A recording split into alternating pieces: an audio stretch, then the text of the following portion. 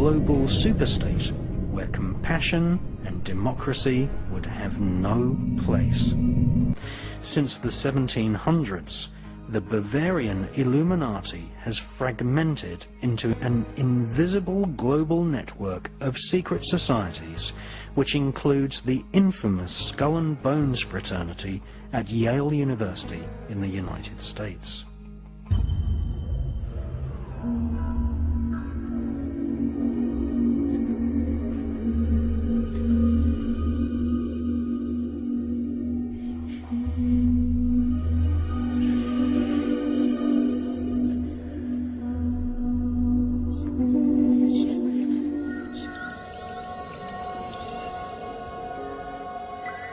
The population to believe that this world is all there is, that this is a solid world of solid individual objects, then the idea of things appearing and disappearing or shape-shifting from one state to another, to that sense of perception, is totally ludicrous. But once you introduce the suppressed knowledge, which is that this world is not solid, and what we're living in is basically symbolically a radio station, in terms of all the radio and television stations broadcasting to this place now are all existing in the space that I'm sitting in. I can't see them. They are not aware of each other unless they're really close on the dial, because they're on different frequencies.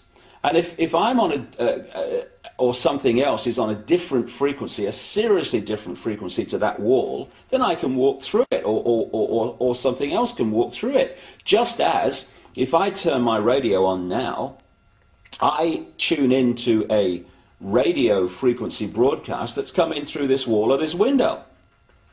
And so this reality that we think is so solid and all that there is actually like a radio station. And this physical body, this holographic illusion, locks us in, tunes us in like a radio to this radio station, to this reality.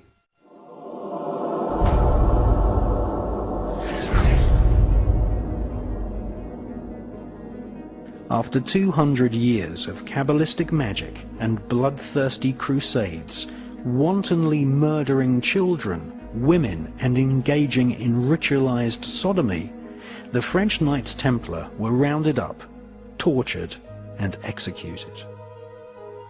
Many confessions told of the Knights Templar monks ritually sodomizing each other, invoking evil spirits, and implanting these spirits into animals such as cats. Various black magic artifacts were confiscated from castles owned by the Knights Templar, including silver caskets containing desiccated heads and skulls. The Knights Templar referred to these heads as Baphomets. They were placed at the center of a round table.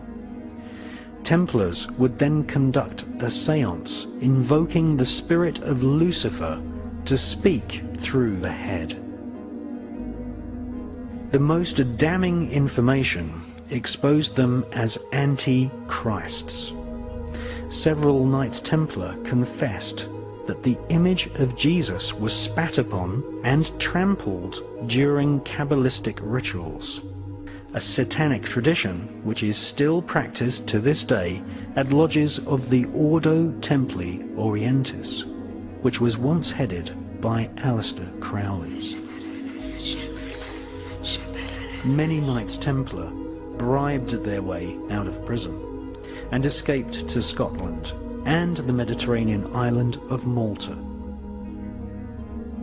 They first renamed themselves the Sovereign Knights of Malta, and then, after establishing trade routes to North America long before Christopher Columbus, they re-emerged in Scotland, calling themselves Freemasons.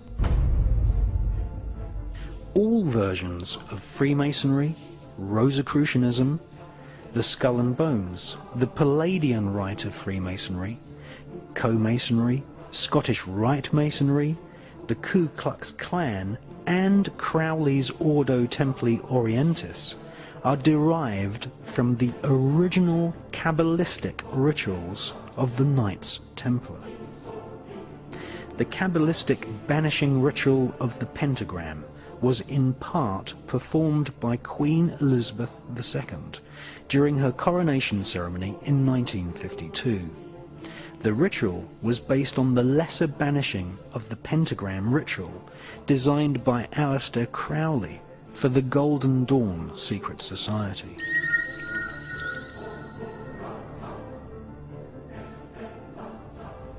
There comes now yet another ancient ceremony. The great officers of state, and the bishops, and the nobles who have borne the swords, the scepters, and other regalia, move to the steps of the throne, which stands upon its dais. This throne, like the raised floor of the theatre itself, is descended from those days 1,500 years ago, when the early kings sat for their crowning upon a mound of earth. So today, the Queen will ascend the steps of her throne, there symbolically to be lifted into it by the Archbishop and the Earl Marshal, in the sight today of a great multitude of people. It is at the moment that she is seated upon her throne that she takes possession of her kingdom.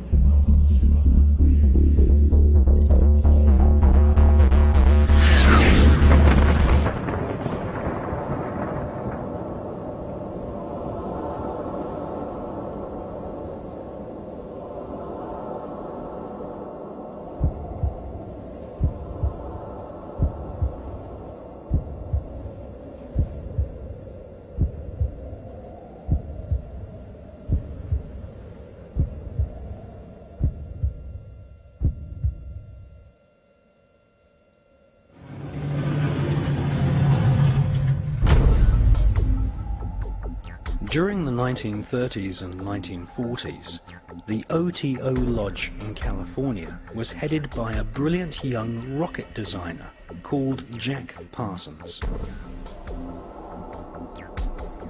Jack Parsons developed patented rocket technology, which is still in use by NASA to this day. NASA named a crater on the dark side of the moon in honor of Jack Parsons.